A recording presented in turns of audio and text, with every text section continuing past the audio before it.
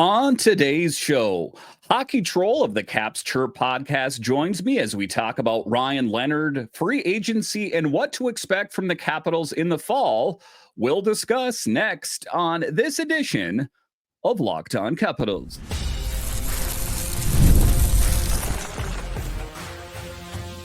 Your Locked On Capitals, your daily podcast on the Washington Capitals, part of the Locked On Podcast Network. Your team every day.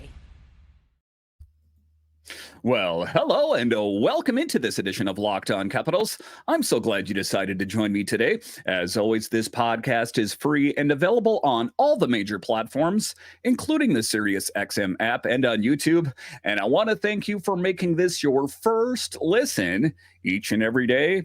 My name is Dan Holme. I've covered the Capitals for the last 3 seasons for Locked On and various other outlets before that. I'm also the host of the Capitals Minute Cast, available wherever you find your podcasts. You can find me on Twitter. It's at DanCaps218. You can find the show on Twitter. It's at Locked On Caps. And the best way that you can help grow the show is to subscribe to Locked On Capitals on YouTube and comment anything down below. Today's episode is brought to you by Game Time. Download the Game Time app, create an account, and use code LOCKEDONNHL for $20 off your first purchase. Terms apply. So in this edition of Locked On Capitals, hockey troll of the Caps Chirp podcast joins me as we talk about Ryan Leonard. Is there a possibility he could join the Capitals in the fall? We'll talk about that a little bit later. We will talk about the youth movement on the Capitals, and is that the right direction for the Capitals to go in? A little bit later, we will talk about questions during free agency and the future in net for the Capitals. On this edition of Locked On Capitals, we have Hockey Troll from the Caps Chirp podcast. Hockey Troll, welcome to the show. Hey, Dan, thanks for having me on. I hope that I can be as knowledgeable as maybe you think I am. You're very knowledgeable. A good podcast. Check it out, the Caps Chirp podcast on the Hockey Podcast Network. So many great Capitals podcasts. There's at least a handful of good ones out there that I know of off the top of my head. But the news that was breaking somewhat recently here was the possibility that Will Smith will join the Sharks, and what that would mean for the Capitals. Ryan Leonard, the first-round pick of last season.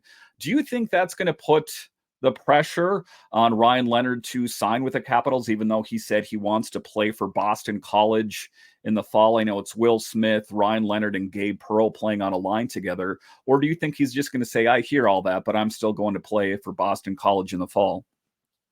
You know what? So he's come out and said, funnily enough, he was like, the NHL will always be there. And first I'm thinking like, man, what kind of talent do you have to possess to just be like, the NHL will always be there, which is awesome.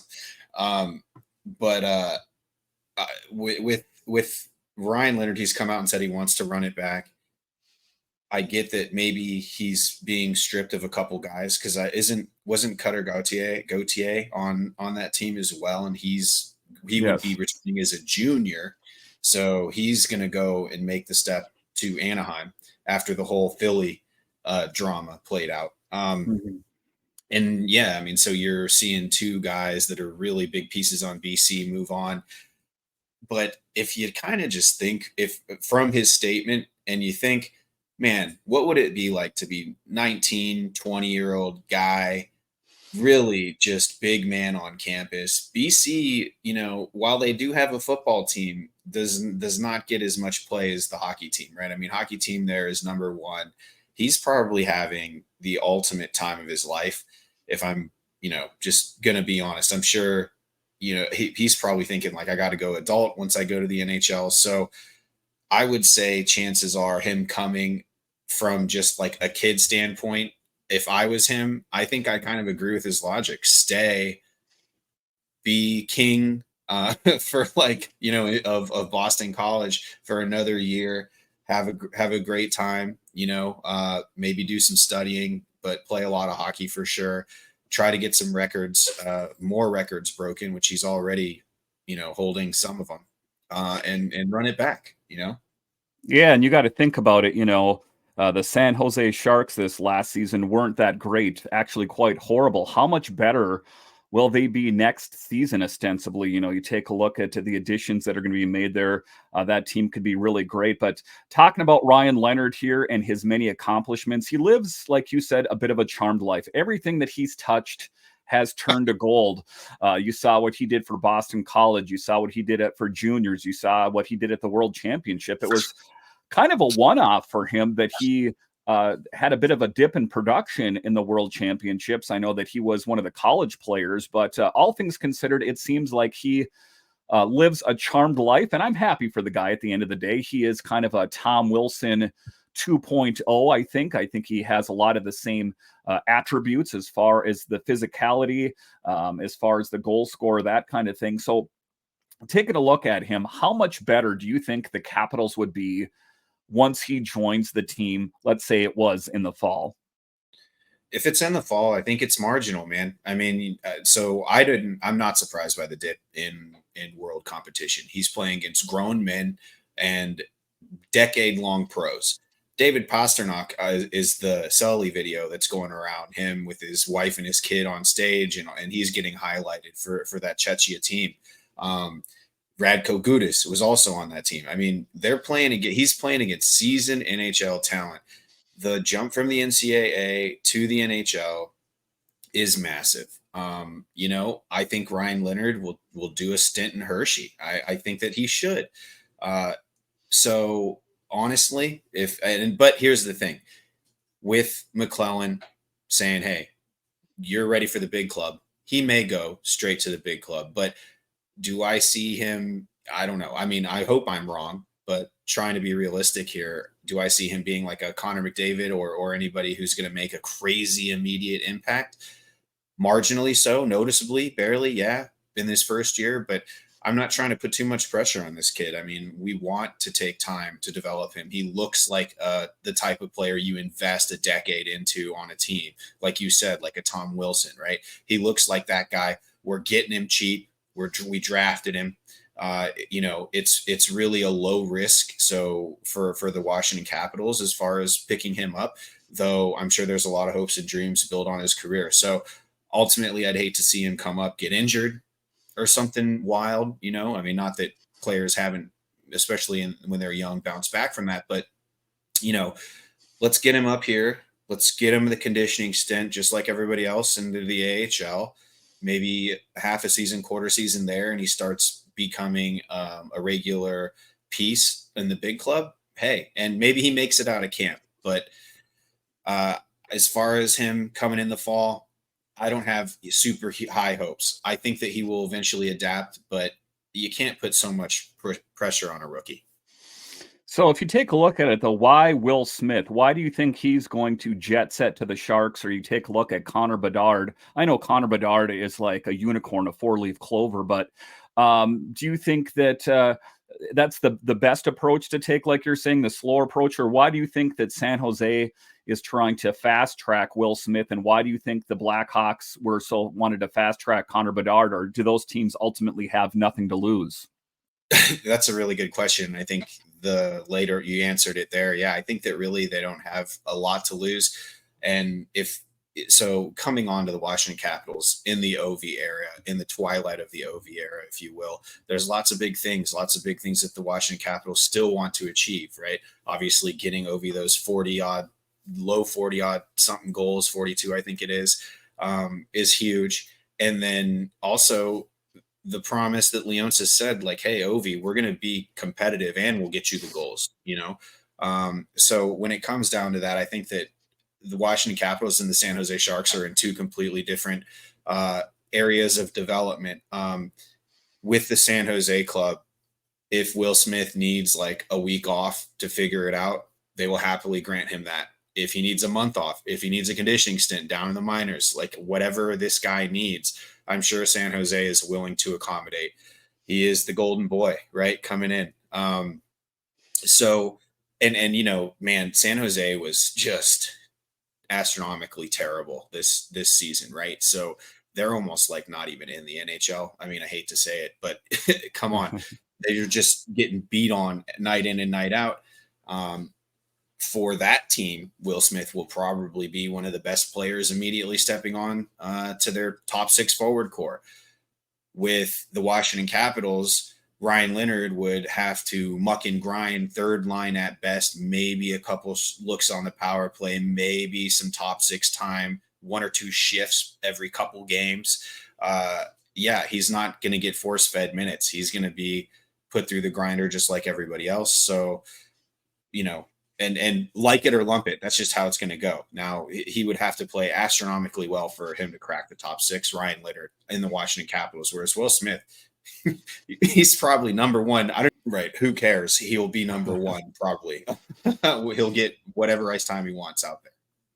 Yeah, and it's a hard thing to be patient. I'm a Nationals fan at the end of the day as well, and it's James Wood. When is he going to join the team? And then you take a look at the Pirates; they already have Skeens, but the Pirates are another team that have nothing left to lose. But all right, so coming up here after the break, we will talk about the youth movement for the Capitals. Listen, a lot changed this last summer. This went from one of the oldest teams to now trending in the younger direction. Is that the right idea?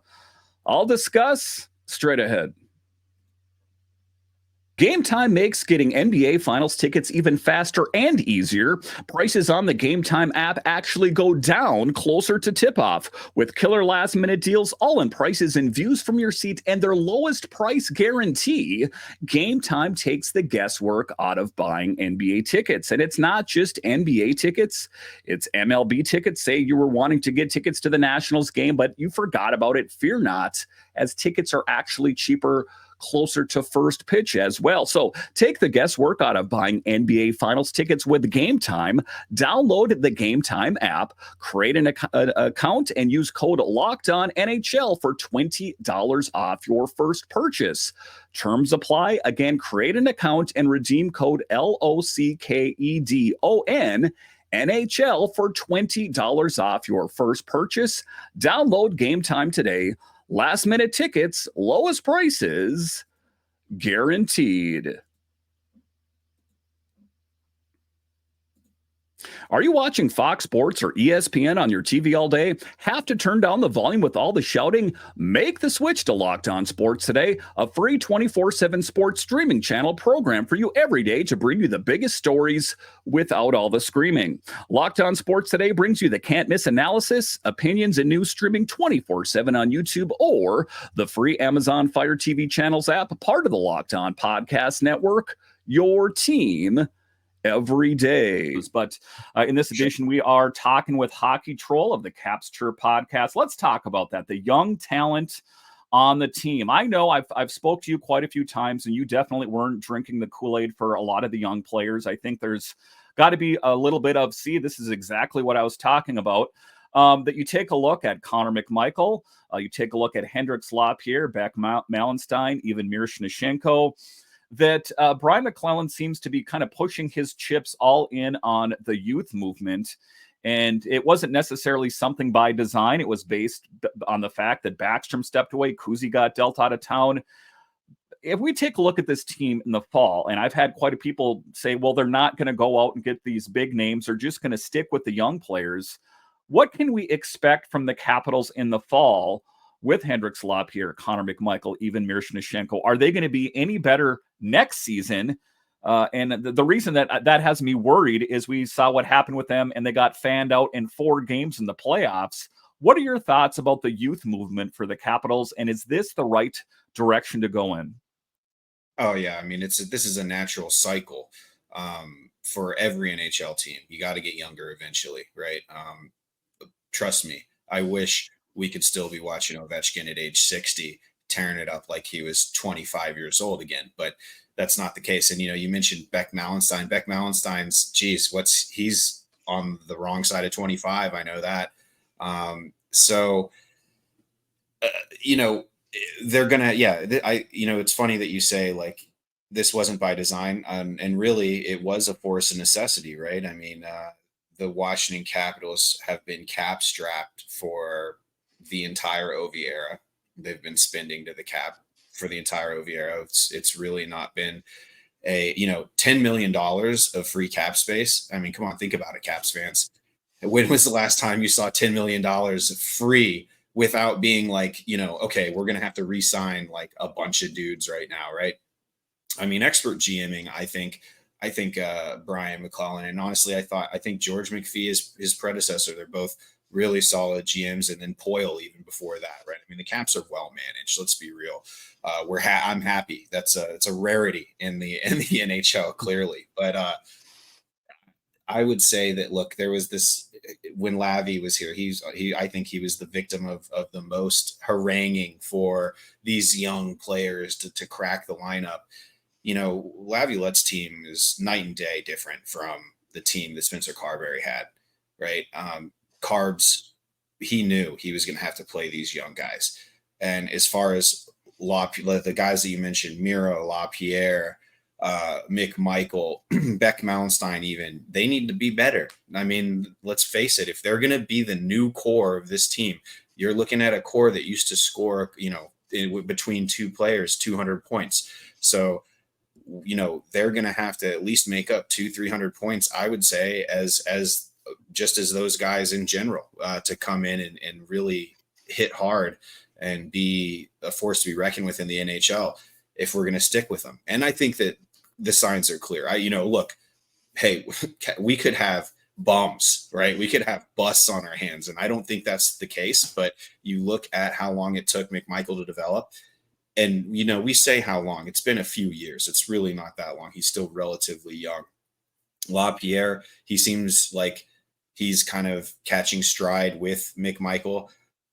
The guy who I think is probably going to be the standout of all of them is Miroshnichenko. I think that guy had an incredible season. He just looks like a pro out there. So that's totally sniff test, but he doesn't look lost. He's willing to skate hard. I love that he plays the body. I love that. I mean, on the forecheck, coming back for a puck, whatever it is, especially coming back for a puck, laying a big hit in our own zone as a forward flying through. That's huge. I love to see that. And he does it. And he's always been touted as a pretty high hockey IQ guy. I think that showed. I think that he felt much more comfortable as a pro in North America than the other two did at this stage, considering the amount of NHL games we've seen him in. Everybody's upbringing is a little bit different, especially when you're talking about a Russian player. And, obviously Miro's story is absolutely insane, beating cancer, coming back and becoming being an NHLer now and looking at a very bright future. But, I see, Miro's peak, he could be like a Jake Gensel type player, but not a soft player. I don't know how much I can cuss on this show, so I'm trying to tone it down. You listen. I appreciate it. Yeah, I'm sure that helps you in the editing. Sorry, yeah. but yeah, I think the future is bright, and it's less of this is going to be a concentrated effort rather than we're forced to now bring these guys up. And hey, look at us, possible 15+ million in cap space to play with. I would be upset if the Washington Capitals don't bring in a marquee player, a top six forward, maybe even like a name brand defenseman, as well. I think that they can afford both. Yeah, and I think that as I take a look at the team as is, that is kind of the way my mind is wired. We saw that it didn't work this last year, that they had to back into victory, that it took until the last game of the season for them to qualify for the playoffs. Why do we want to run it back with this team again? And this could be a Capitals team minus TJ Oshie. All right, so coming up here after the break, we will talk about potential players that the Capitals could acquire on July 1st and the questions in net. I'll discuss straight ahead with the back issues that he's had. But let's take a look at some of the numbers and my cause of concern. Throughout this season, DC only averaged 2.53 goals per game, placing them fifth from the bottom in the NHL. Max saying that he needs a top six forward. I've heard about it, and maybe you could print it on a t-shirt and we'll all buy it, but seeing is believing, and I want to hear it. I want to come to you guys on the show and say, hey, look at this big player that they signed. And I know I've kind of thrown around some ostentatious names in the last episode, but let's take a look at some of the players that are available or will be on July 1st. Sam Reinhart, Jake Gensel, Steven Stamkos, Patrick Kane, Jonathan Marchessault, Brandon Montour. How much better would the Capitals be with a guy like Sam Reinhart? And 56 goals he scored this last season. And there's this feeling amongst Capitals fans that we can't have nice things. I put that podcast out yesterday, and everyone's like, there's no way, they're going to come to the Capitals. Hey, listen, Darcy Kuemper was a Hail Mary pass. He was coming off a Stanley Cup win with Avalanche. It could be possible, and I understand that it would be difficult for that to happen, but I'm having a hard time as a Capitals fan with this thought process that we're going to kind of wander out into the wilderness until Ovi decides to hang up the skates. Of the big name, the intriguing names out there, some of the names I rattled off, what big player on July 1st should Mac go after? Oh man, there's so many. And honestly, I don't even feel comfortable putting names out there because there's going to be a handful that I think. And so let's talk about background as to why we're in this situation. For the past 2 years, several teams, and I'd say about 10 going into trade deadline, have been selling the farm. They know everybody else is selling. It's been an arms race in the NHL, if you will, for the past 2 years, right? And a lot of these have been rentals, then re-signed for short term or whatever, or have just gone on, right? So last season, you saw a lot of rental movement. This season, you're going to see a rental movement combined with guys on expiring contracts or guys who have attractive contracts with 1 or 2 years. Honestly, if I'm looking at a deal, I want to sign a guy who maybe it's not working out on his team. He's shown flashes of brilliance, and he still has a little bit, 1 or 2 years left on his contract. I was really high on a Jordan Greenway and Anthony Duclair. I thought those were two players that short term could help the Washington Capitals, and hell, they might find a long-term home here, but it's a show me contract, right? They're finishing out the years that they have. They may be getting a short-term one, and they can walk if they want, or they can stay in DC. It's interesting that and then another player that I thought it was interesting was Kaliev out of LA. Now, LA seems to be back on the let's go get it bus to try to get another cup. And I'm sure that Kaliev is a guy who will play a part in that if it happens. But, he may be pried away for something good, So the landscape, I think, with the NHL in general, as far as just how players are being signed, is so volatile right now because so many people have just gone and leveraged so many assets to move guys, right? There's just been a lot of hockey trades in the past 2 trade deadlines. Who knows what's going to shake loose? There's probably a guy on an expiring deal that I don't even know about who's like a 40-goal scorer, right? I say no to Jake Gensel because of his heritage, if you will, his Penguins past.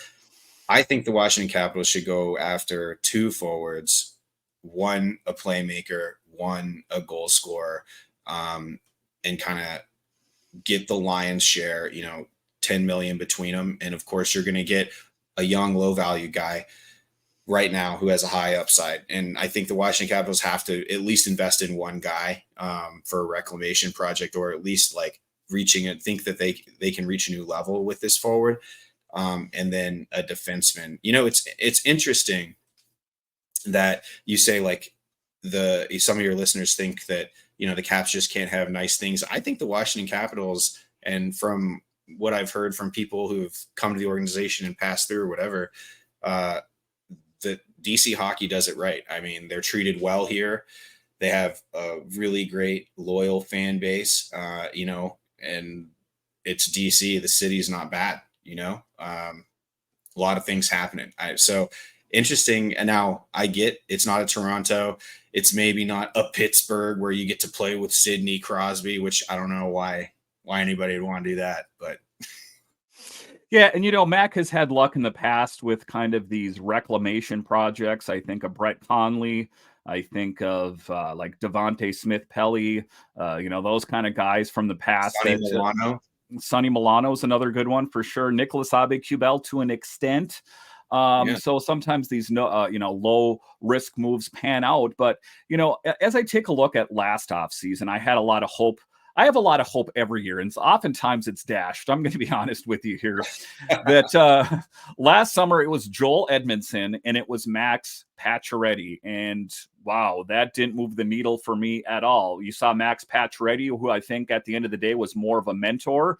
I think that, a guy that scored 30 goals 6 different times in his career. I like Joel Edmundson's game. He was that rugged defenseman. He was as advertised. And then you take a look at Anthony Mantha, for example, who, let's be honest, everyone said before last season, get this guy out of here. We'll pay for freight. Just get him out of here. And he was one of the key contributors to this team. So the question is now, where are they going to get these goals from? We don't know. And I'll talk a little bit later about Alex Ovechkin. We don't know what to expect from Ovi. We saw Dylan Strome step up and play a bigger role. Where are the goals going to come from? And that's something that has me concerned. People will argue back and forth on socials about if they need more goal scoring, if they need more blue liners. To your point, I think we need both, but I think we need more goal scorers because you saw how the Capitals struggled with Alex Ovechkin's slow start. Thank God for someone like Dylan Strome on this team to kind of, save the team in a lot of ways. All right. I want to thank Hockey Troll of the Caps Chirp podcast for joining me. Check out his podcast, available wherever you get your podcasts. And I want to thank you for joining me also on this edition of Locked On Capitals, your only daily year-round podcast covering the Washington Capitals. And I want to thank all of you that listen on the audio side and watch this on YouTube. You are ultimately what makes this show successful. When you're done here, head on over to Locked On's 24/7 streaming channel, available on the free Amazon Fire TV channels app and on YouTube. All right. Once again, I want to thank you for joining me on this edition of Locked On Capitals, part of the Locked On Podcast Network, your team every day. My name is Dan Holme, and I'll talk to you again next time.